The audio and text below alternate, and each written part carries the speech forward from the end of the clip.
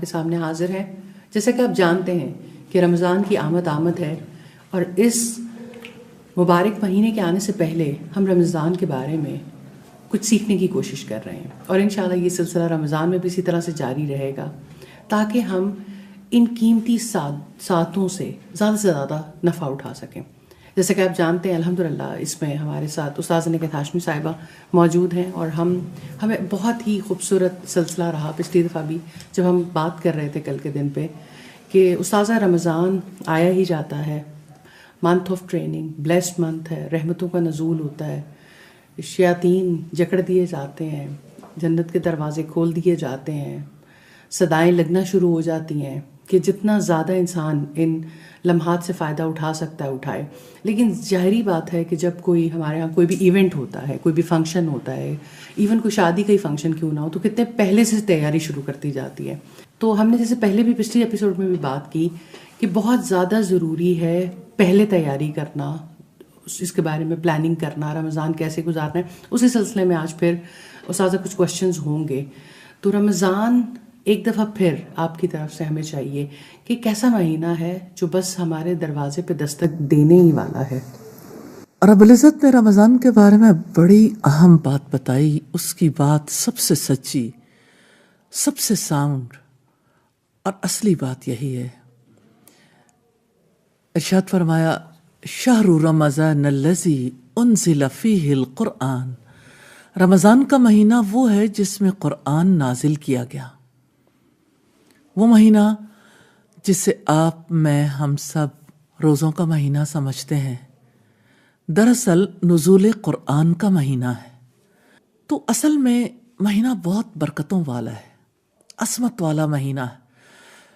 اس کائنات کا اہم ترین کام اسی مہینے میں ہوا. اور نزول قرآن کے علاوہ اگر ہم دیکھنا چاہیں تو یہی مہینہ تو ہے جس کی ایک رات ایسی ہے جو 1000 مہینوں سے بہتر ہے، جو لیلۃ القدر ہے، جس رات میں کائناتی فیصلے، تقدیری فیصلے ایک سال کے لیے امپلیمنٹ کرنے کے لیے دے دیے جاتے ہیں.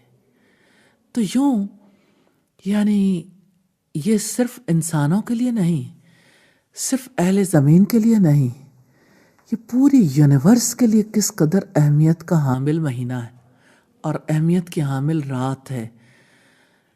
اللہ سبحانہ و تعالیٰ کا اپنا نظام ہے جسے وہ خود خوب جانتا ہے. جو اس نے ہمیں بتا دیا اس کے مطابق یہ مہینہ بہت ہی خیر و برکت والا ہے.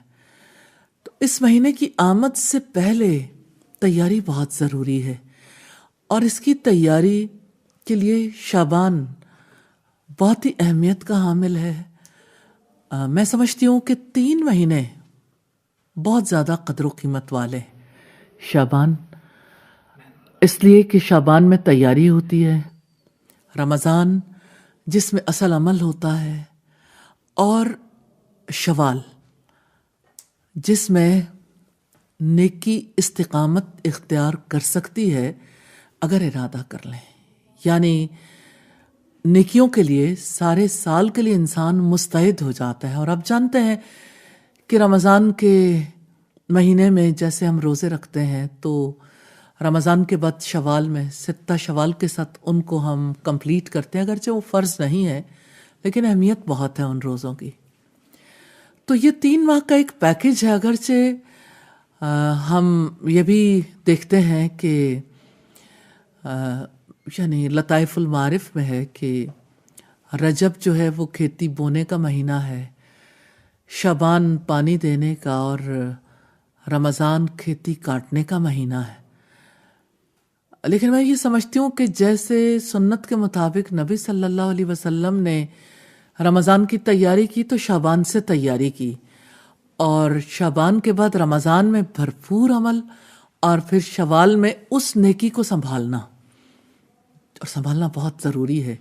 ایک مہینے کا استقبال کرنا ہے تو اس کے استقبال کرنے کا ارادہ کرنا، پھر اس کے لیے باقاعدہ طور پر اللہ سے دعائیں کرنا، اور پھر اس کے لیے پلان کرنا. نیکیاں پلاننگ چاہتی ہیں. جی بالکل.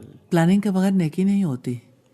استاد میں چاہتی ہوں خصوصی طور پہ بھی اس کے اوپر بات کریں کہ جیسے آپ کہتی ہیں کہ نیکیاں پلاننگ چاہتی ہیں، تو رمضان تو ایکولی امپورٹنٹ ہے ہر بالغ شخص پر اور صحت مند پر، اور اگر وہ مسافر نہیں ہے اور تو کچھ حالتوں میں روزہ تو فرض ہے، اور وہ بچوں پہ بھی فرض ہے، وہ ہر طبقے پہ بھی فرض ہے، یعنی یہ بھی نہیں ہے کہ اگر کوئی مالدار ہے تو اس پہ فرض ہے اور کوئی غریب ہے.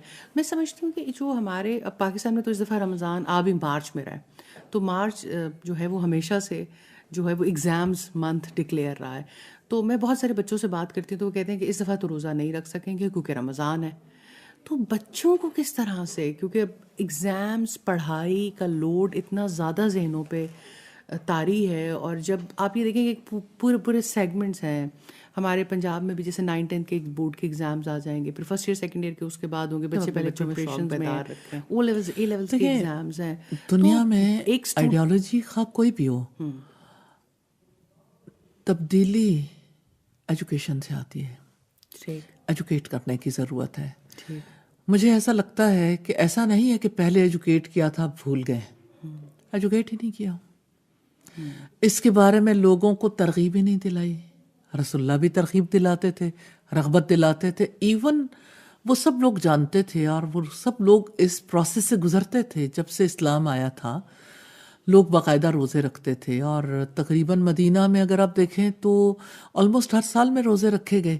ایون دین ہر سال اس کے لیے باقاعدہ رغبت دلائی جاتی تھی، باقاعدہ طور پر اس کے لیے اویئرنیس دی جاتی تھی. تو ہماری سوسائٹی میں اویئرنیس جو ہے وہ اس طرح سے نہیں دی جاتی، اتنی جیسے رغبت دلانی چاہیے اس طرح سے رغبت نہیں دلائی جاتی، اور پیرنٹس اپنا رول پلے نہیں کرتے. اور جو ایجوکیشنل انسٹیٹیوشنز ہیں وہ بھی جس طرح انہیں رول پلے کرنا چاہیے نہیں کرتے. اب دنیا بھر میں دیکھیے جب ان کی کوئی سیلیبریشن آتی ہے تو باقاعدہ کلاس روم تک میں لوگ بیٹھ کے اس پہ ٹاک کرتے ہیں. ایون عید آئی نا تو ویسٹرن کنٹریز میں عید کے لیے بھی لوگ بیٹھیں گے، بات کریں گے، اگرچہ وہ نان مسلمس بھی ہیں، وہ بیٹھیں گے، وہ اس کے بارے میں بات کریں گے کہ عید پہ کیا ہوتا ہے، کیسے سیلیبریٹ کرتے ہیں. اور سب بچوں کو پتا ہوتا ہے کہ اب اسے کیسے سیلیبریٹ کریں.